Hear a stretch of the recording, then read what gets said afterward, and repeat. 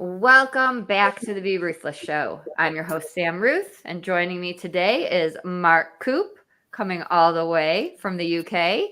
He is 63 years old, married with 3 children and 3 grandchildren, an ex-rugby league player, also a jiu-jitsu black belt, qualified coach, and he runs his own club. By trade, he has his own business repairing HP design jet printers, way over my head, and is also an online coach specializing in helping more mature people transition from corporate life to the online world. And he's in recovery from severe PTSD and depression. Thank you for spending your evening with those of us in the United States in an entirely different time zone here and sharing your story. Yeah, absolutely no problem, Samantha. How are you today? I am doing okay. It is gorgeous here. What is it like by you?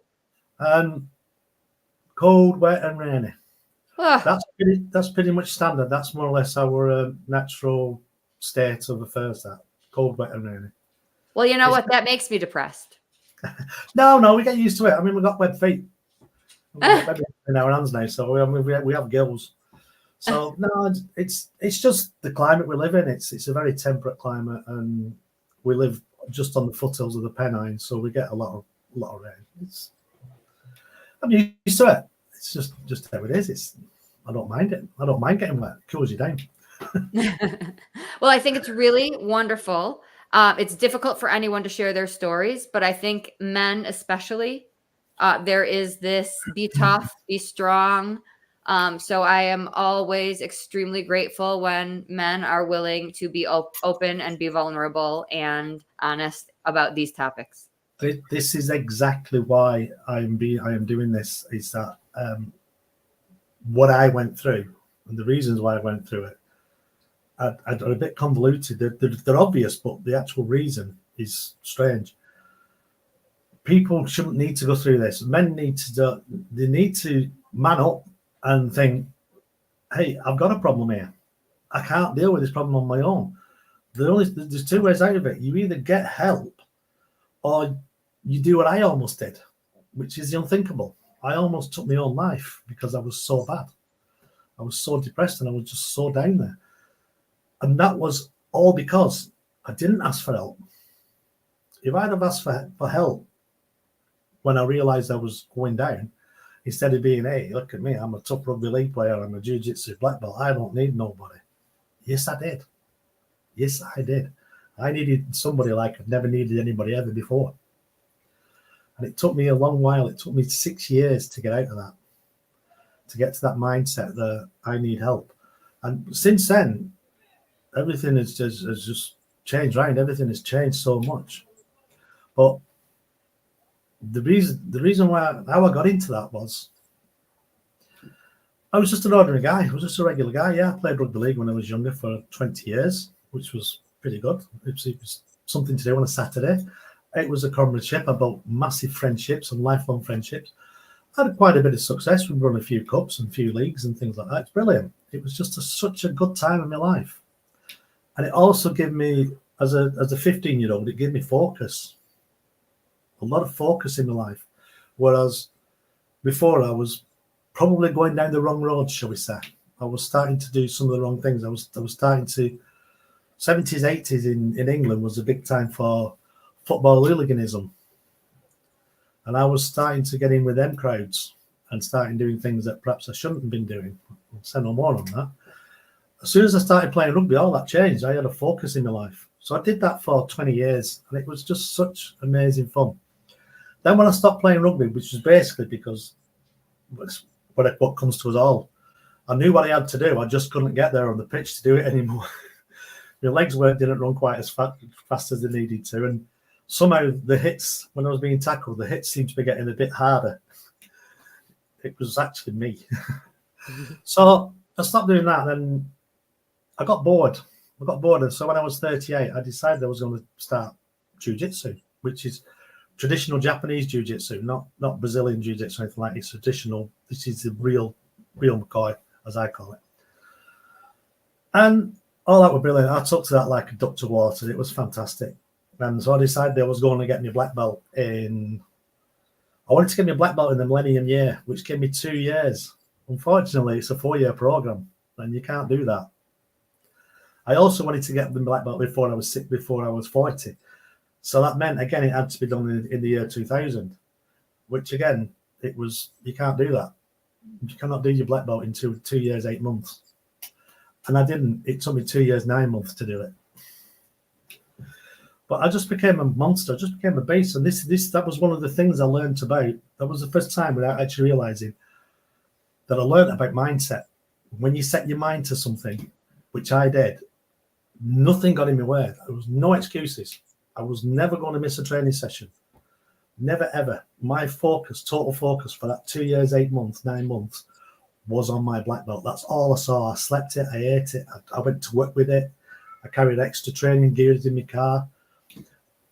12 weeks before my black belt grading, I got what you call a Gilmore's groin, which is where you tear the muscles, your muscles off your hip bone, and I couldn't even walk, and there was no way. The dream was over. There was no way I could do this. No way I could achieve this. So I just went private. I got a private doctor in. I had the operation. 6 weeks later, I was back training.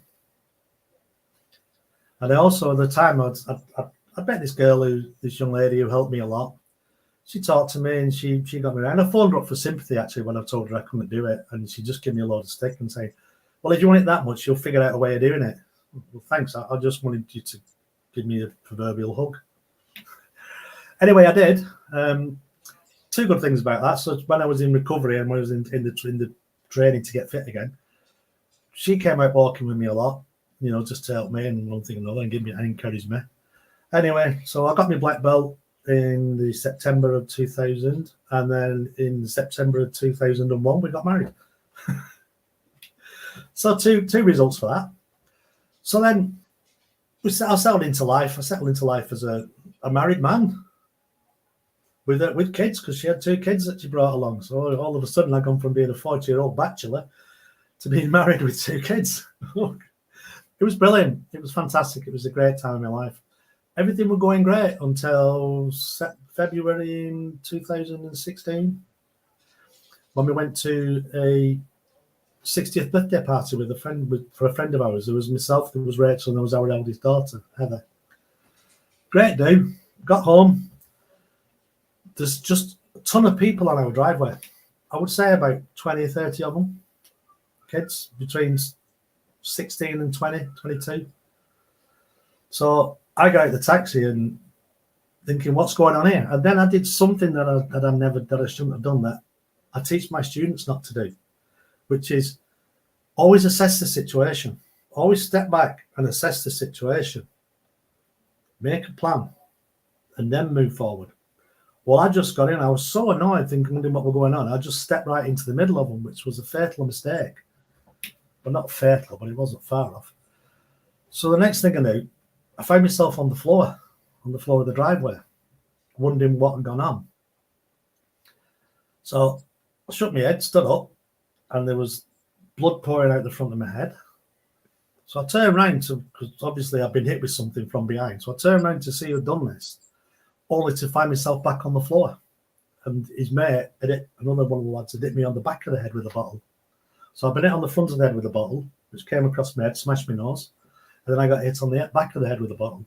I stood up again and turned to face him just as the third bottle were coming in, the third blow were coming in, which instinct kicked in. I blocked that, and then I retaliated. That retaliation turned out to be the cause of my PTSD and my depression. It wasn't being hit, it was what I did in anger. The devastation I caused to this guy with one punch. It was that took me so far down into depression after that.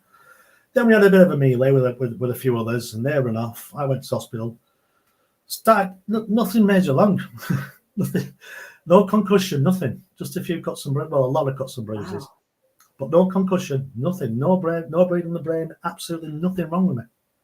They sent me home after a day. 24 hours in A&E, they sent me home. I just couldn't figure it out. I put that down So I probably got a slightly thicker skeletal structure than most people who are playing an impact sport. That's what I put that down to. But as the physical injuries healed, as they all settled down, the physical injuries were coming down, the mental injuries were going like this. They were skyrocketing. And I went down. I went through a personality change. I became nasty. I became aggressive. I became this horrible, horrible person. How Rachel stayed with me, I'll never know. How the kids stayed with me, I'll never know. And I just kept spiraling further and further and further and further down. Eventually, I was probably in a bad way, but I didn't realize it was. But I didn't want people to know. I kept it all hid. I had this facade whereby I had tried to appear to be jolly and jovial and had a laugh. But inside, I was like a volcano. It was like everything was milling up and pressure was building in my head and pressure was building everywhere. And these, what I call the entity, started growing in the back of my mind. And that was just something who sucked all the negative in the world. And I saw something negative on TV, it fed off it.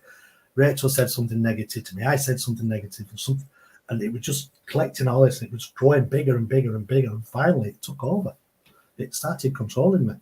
And then the fun started. You know, you're useless. You're no use. You're no use to anybody. You couldn't even defend yourself. Why are you doing jiu-jitsu? You call yourself a rugby. It was all this going through my mind all the time. I lost my business. I almost lost my wife. It was just terrible. It was just horrendous. Then I thought, I'll draw down on my pension, and because I was 60 at this time, I thought I'll draw down on my pension and pay some bills off and pay the house off. The pension company had stolen my pension. So there was no pension. Well into six figures, gone. Like that. That was the end of the road. That was the final nail in the coffin. That was it. I spent 2023 thinking of different ways to take myself out of the game. Basically to just take my own life. It was horrendous. On 5 occasions I came very, very, very close. Very close. I mean, there was one I was stood on a table with a rope around my neck. That's how close I came. One step. But I didn't do it, as you can probably tell. So, start of 2024, this year, I had an incident in the doctors where I went to the doctors for just a totally unrelated incident. And I went in and the doctor said there was myself, there was Rachel, there was the doctor, and there was another female trainee. And the doctor said something to me, "How are you feeling?" That was it. Balloon went up. I just fell apart. Like literally just fell apart. It was going to happen one way or another. And I literally found myself sat on the floor, just in a pool of tears, literally bawling my eyes out like a little baby. And that to me was the final insult from that my mind could take me. It couldn't take me any lower. It was over. I was so embarrassed. I felt so guilty. It was just all of these negative emotions were coursing through my body and my mind, and I just hated life. But I got home and I locked myself in the bedroom. I said to Rach, "Don't even bother coming up." And I stayed up there for about 3 or 4 hours, and I just fought back. Something in my mind had changed, and I just fought back. I said, "I am not doing this," and I took the demons on. I just fought the demons constantly for about 2 or 3 hours, it seemed. And then that were over. I went down to see Rach, and I said, "I'm not living my life like this anymore. I'm changing today." And she just put her arms around me and said, "Go for it." That was the turning point in my life. That was when I started changing, and I changed everything about it. I just turned. It was like just doing a complete 180. It was horrendous, but I still had a long way to go. I was still getting the anxiety attacks. Even now, I get them now and again. I'm actually in therapy at last for PTSD, which has been enlightening. Now I've enjoyed it. I've not enjoyed it, but it's been to actually sit down with somebody, a professional who knows what they're talking about, rather than someone like me or who don't know what I'm talking about. And analyze it. The hardest thing we did was actually analyzing the night. Can we talk the night? Can we talk through the incident step by step as though you're actually there. That was horrendous. That was horrendous. I mean, she was a fantastic girl, this Amy, the therapist. She was only a young girl. And then again, I got the guy, 6 foot tall, 18 stone, ex-rugby player, jiu-jitsu black belt, tough guy. No, I'm not. Just actually in floods of tears again. It's like, what's all this about? And we got it down to was what caused it. It wasn't the attack that caused the PSD. It was indirectly, but it was what I did. It was my retaliation. It was the part I played as a black belt is you're classed as an expert at martial arts. I'm also a trained coach. The punch that I put in on that guy that was going, I mean, let's put it from another point of view. If that blow from the bottle had hit me the third time, I won't be here. That would have killed me. I was already injured. I was already woozy. I blocked that, but I hit this guy. The noise that it made still haunts me. And that was the key element in 2 respects. It sort of like brought the fight up. Everybody else around stood back and backed off. Everybody else, God, he's been hit twice. I'm not what he's just done. But the key element was what I did. It just frightened me to death that I could do something like that. It actually terrified me. And that was what caused the slope down into PTSD. The attack was like, because I played rugby for 20 years. I was used to being it. I did jiu-jitsu for 5-6 years at that stage. I was used to being thrown about on the floor. Pardon the expression. So that was what caused it. So we're dealing with that now. That's all being dealt with. I can talk about it now, not without getting anxious. So I actually came out of all this and started surveying what I'd done or hadn't done, and the problems I'd caused. Which the problems I caused were serious. Financially, was serious. I mean, everything had gone. The business, the bank accounts, all our savings, everything. My pension had gone. We were in dire straits. We were struggling, and we're still in the battle to try and save our home at the moment. It's just part and parcel of what happened. So I decided I thought, I've got to be responsible. I'll take responsibility, be accountable for what I've done, and I'm going to start an online business like I've tried in the past several times.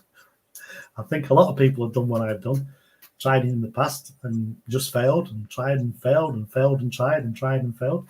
Got onto these done for you programs, which in my opinion don't really work.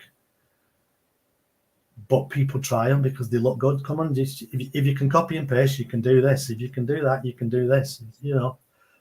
My opinion, they don't work.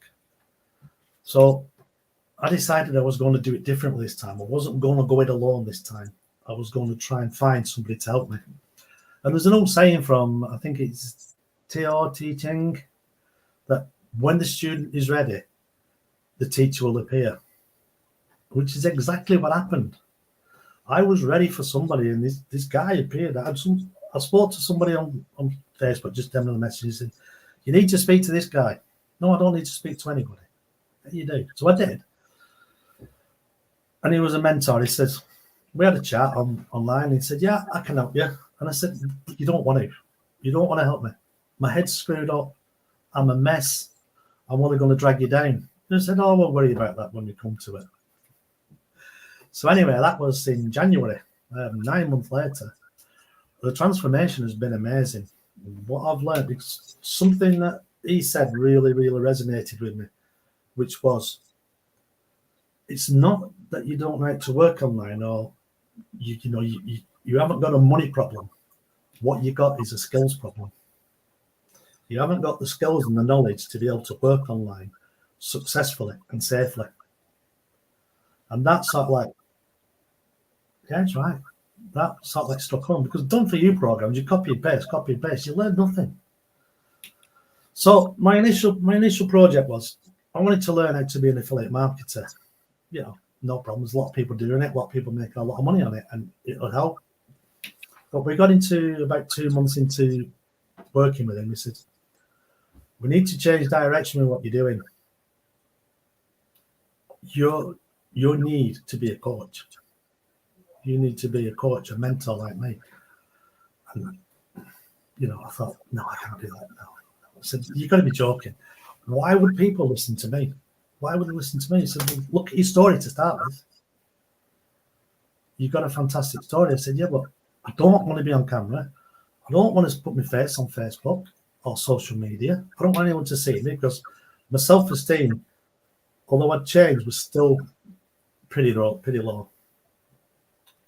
And we carried on working. He carried on working with me. And in actual fact, he had more faith in me than I did. He was constantly there. You can do this. You can do this. And I'm thinking, no. And I'm thinking, I want to quit. I don't want to do this. And you're just taking the mickey. And anyway, it was just horrendous. But he's been coaching me now to be a coach now for around about 9 months. And the change, the transformation, how I feel internally is amazing. What happened that night now is like a distant memory. Yeah, I've had the counselling, which has helped. But if you were to go on Facebook and look at my posts around about January time, they're all stock images. They're all pictures of cartoon images or Wile E. Coyote or someone like that. You look at them now, they're me, or they're my grandkids, or they're of Rachel, or they're of. I actually do videos. I've got 2 YouTube sites now, 2 YouTube channels now. One where I put podcasts on and where I run my main business from, and the other one is like a little sideline on about email marketing and the importance of email marketing with over 100 reels on. I'm posting videos. I've done 20 podcasts now. This is a guy who wouldn't go on camera 3-4 months ago, 5 months ago. The transformation has been incredible, but it's down to somebody else having faith in me and just what I've learned, the information I've learned, what I've assimilated, what's been brought in. It's been like a sponge. I didn't think I could ever learn anything again. At 63-year-old, you're getting a bit, oh, I don't want to do this. But no, it's been a fantastic journey. It has been such a journey. And it's a journey that anybody can do. There's people out there now. My training course that I developed, it's for people who are struggling in the corporate world. People around about our age, 50s to 60s, approaching retirement, absolutely had enough. They've had enough of being in the corporate world and being bossed about and being told what to do, what they can eat, where they can live. Being told the worth, basically. When you work for somebody, they determine your worth. People are struggling and wondering, how can they get out of that? How can they change? I can't, and they think, I can't change because I'm too old. Well, you can. You can change. All you have to do is just flip that switch, that mindset. It's just a mindset. I think it's 2 things. I think you let someone in. I think that night, if you would have decided to talk to someone that night, right, and not go through the struggle all by yourself. Yeah. We have this world that says it's such a badge of honor to do it on your own. And that makes it worse, and it makes it last longer, and it makes us struggle. I agree 100% with that. 100%. If I'd have spoken to somebody as soon as I started, that night, or within weeks, or at any time during the stage of the process, if I'd have just spoken to somebody, if I'd have just gone, everything would have been all right. I wouldn't have gone through what I've gone through. Everything, I'd be in a different place now. But because I didn't, it just spiraled down and it kept going, and it started getting momentum, and then it got faster and faster and faster until eventually I was so far down, I didn't even know the way out. I didn't even know where the exit were. I was just in a pit of darkness. And my message to people, get one thing over tonight, is that with blokes, come on, guys, we're not that tough. Society is changing. We're not expected to be tough. Yeah, we still live in the dark ages, that we're the providers and we're the protectors and we're this and we're that. But that doesn't mean, even if you've got that opinion, it doesn't mean that you can't ask for help. It is not wrong. You're not being soft. You're not going. People aren't going to think you're a wimp. Hey, he can't handle himself, or he can't handle himself. No, it doesn't matter. Who cares what people think? If your mind's not right, if your mind's broken, you cannot fix it on your own. You need help. And it only needs to be broken a little bit to cause major problems. And that's in my opinion, because that's my experience. And I believe that the world is at fault. I believe that we, the providers, the organizations, right, the doctor, we should be doing more. It shouldn't be your job. It shouldn't be the people hurting and suffering that have to ask for help. We should be doing more to say, what can we, you're going to need help. We're here for you. But until that happens, what do you say to the family members, to the wives and husbands of the people who are suffering, that don't know what to do, but want to be there, and the people who need the help are resisting, right? Your wife, I'm sure, was trying to do and be there, but you were saying nothing's wrong. Yeah, I had a facade up. I built the wall around myself, and I built the wall and I painted a mural on it of me with a happy smiling face, effectively. And when Rachel said, I'm going to get you to the doctors. What am I going to doctors for? Now, me? Well, you're not right. What do you mean I'm not right? There's nothing wrong with me. So then it'd be an argument, and I'd react. I'd come out. I'd be defensive, but I'd be attacking at the same time. Mm-hmm. It's saying, what do you know about me anyway? She knew there was something up. She knew 100% there was something up. She didn't know the extent of it, but she didn't know how bad it was. It wasn't until, like I said, I went to the doctors this year and I literally fell apart. It was awful. So maybe her argument, maybe her fight, instead of fighting with you, calling a doctor, reaching out to an advocate, to somebody fighting for you instead of fighting with you.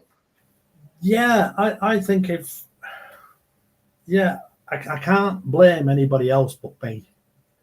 But I do, right? Like, I'm not blaming you. It is, the burden is on us, but it shouldn't be. And many people are out there looking for help and services, and there are wait lists, so I do want the people who are sitting here saying, I'm trying, what more can we do? I want to put another spin on this, because this is something I do a lot with families. Right. Do it for me. If I'm Rachel, I'm going to say, you're right. You don't think you need help, but I do. Will you do it for me? Will you come to this appointment and see the doctor for me? Now, you might have still said no, but I'm still going to ask you to do it. I wouldn't have said no if that had been the case. I wouldn't. It was just my own male ego, pig-headedness, whatever you want to call it, was saying, I'm okay, when I knew inside that I was broken. Okay, so husbands, wives, brothers, sisters, aunts, uncles, if you're worried about someone who has been through something like this, if someone that you are caring about is hurting and you can see it, but they don't want to admit it and they won't go, and you're trying to get them help, this is another way to get help. Will you do it for me? Come with me. Then it is the professional's job. Then it is my job to do the rest of the work. All your job is to do is to get them in the door. So that is another way, right? She was begging, she was hurting also, but you wouldn't go. So that's another way. Please, honey, do it for me. Yeah, no, you're 100%. Absolutely. The other thing, the other way is to actually we need to get rid of this stigma of male ego. The stigma of male ego is what's causing problems. There are so many young men, young males that take their own lives these days because they have this stigma that, big boys don't cry. Well, I'm a big boy and I don't have a problem with it. Well, I did, but, it had to be done because you to a certain extent, what you're saying about Rachel, I can't blame her for a single thing, but I probably would have reacted if she'd have said to me, will you do this for me? If she'd have asked me that, I would have gone without a doubt. But she didn't know what to do. Correct. I was keeping her at arm's length. I was keeping her at length with a big stick. I was keeping her. She didn't know what to do. She didn't know how to react for it. She was hurting as well from what happened that night, to see her husband in the state I was in. Of course. She was hurting from that. But then to see me go down, but being a big brave man, that's where the fault lies, is that we need to change people's perceptions and we need to change people's thought processes. It is not anything wrong with asking for help. Nothing at all.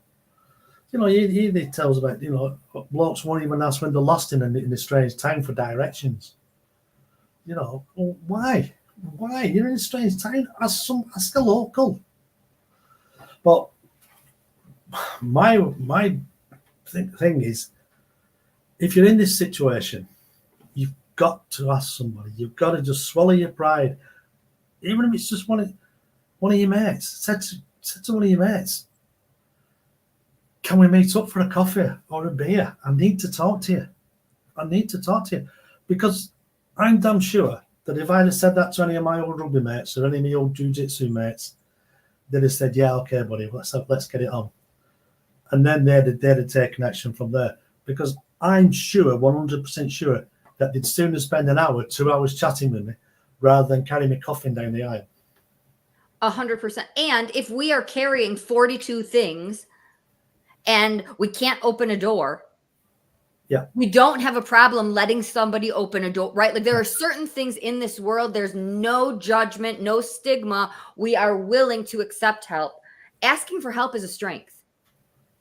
And if we learned that in kindergarten and in early school, we would not have these issues. And that's what we need to be doing, is absolutely teaching this very, very early and learning that sometimes we're going to be the ones helping others and giving the help, and other times we're going to need the help. And having that balance and knowing when to reach out is the strength, and denying ourselves that is a problem.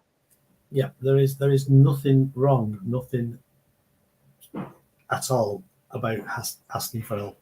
Just ask for it. Just say to somebody, "I need to talk," because if I'd have done that, I'd have saved myself a whole lot of pain. I'd have saved my family a whole lot of pain, and I wouldn't be in the situation I'm in now because of my male ego, my male stigma, that if you ask for help, you're soft, whatever, because that's not what society does. I wouldn't have gone through what I went through, and all because I wouldn't ask for help. So what I want to do, my goal, my ultimate vision, is we have a lot of people over here, probably the same in where you are in the States, that a lot of young males committing suicide and taking their own lives and things like that, and going down on this bad road. My ultimate vision is, because I run the jiu-jitsu club, my ultimate vision is I want to be in a situation where I can create a scholarship for 10, 15 people, as many as I can get, and I'm going to pay for, and everything will be done for them for 12 months at the jiu-jitsu club. That'll be all the mat fees, the gees, all the gradings, and in that time, I'd like to train them up to orange belt, because it's 3 belts in, so it'll be on. So they'll be orange belts when they come out. But in that time, hopefully, it will give them some focus. It'll improve the fitness. It'll improve the mental health. It'll teach them goal setting. It'll teach them respect. It'll teach self-respect, discipline, everything like that. And they should come out at the other end better people. That's my goal. That's my dream. That's my vision I'm going to achieve. I love that. How can people contribute if they want to support that? Well, that's a good point, that. I never thought about it. Because what I'm doing, you see, is this is why I started what I call the entrepreneurial anxiety program, which is for the older people, the older people my age, that want to change direction and they want to start working online, but they don't know how to. They just don't know how to make that transition from being in the corporate world to actually being sat in your own front room world, like we're doing, talking online and working, helping people. So that's one thing I've got. And you just really put me on the back foot with that one.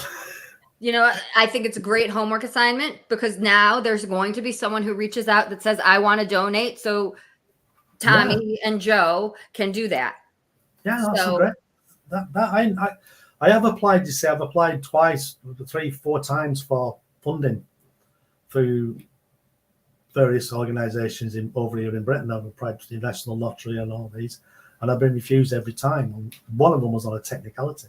So I'll probably go down that road again and have another shot at that. Now we've got our new dojo. But I just think that will make such a difference to people's lives. but I bet people would donate directly to somebody's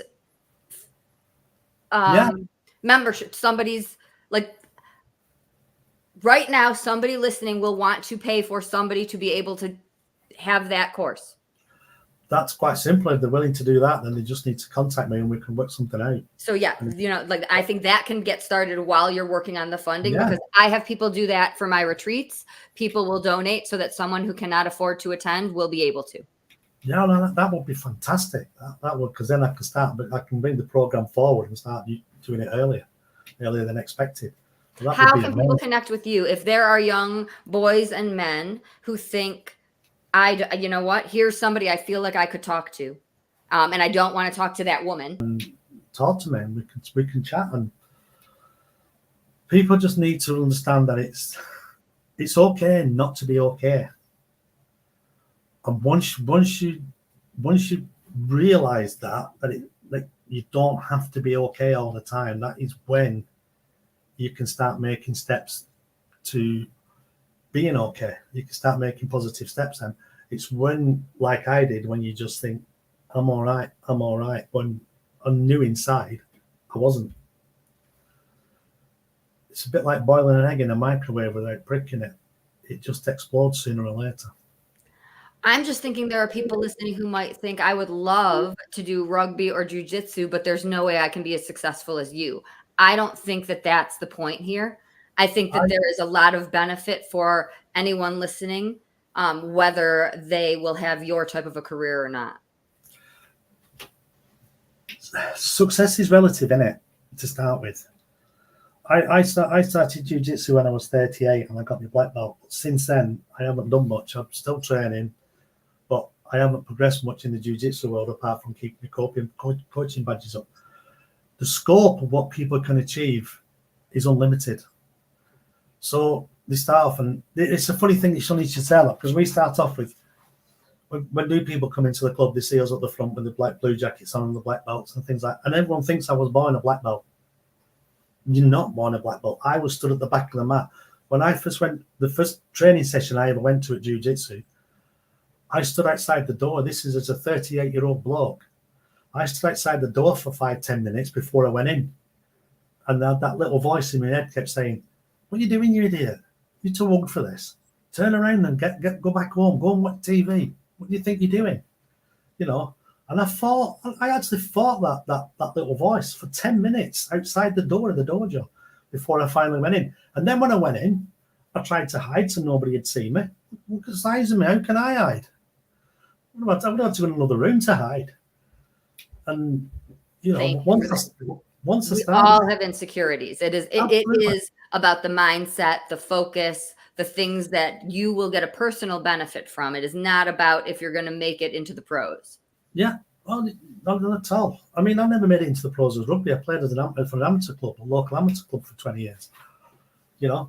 But people can do whatever they want to do if they set the mindset right. And you don't need to set your mindset initially. You don't need to sort of go to jiu-jitsu and say, oh, I'm going to be an 8th dan.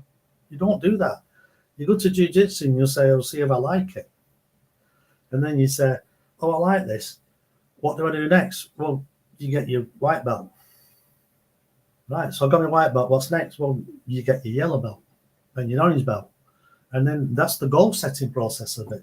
This is what we're training for. This is what you're doing. Then all of a sudden, you just keep turning up every day, every week, twice a week, 3 times a week, or in my case, 5 or 6 times a week.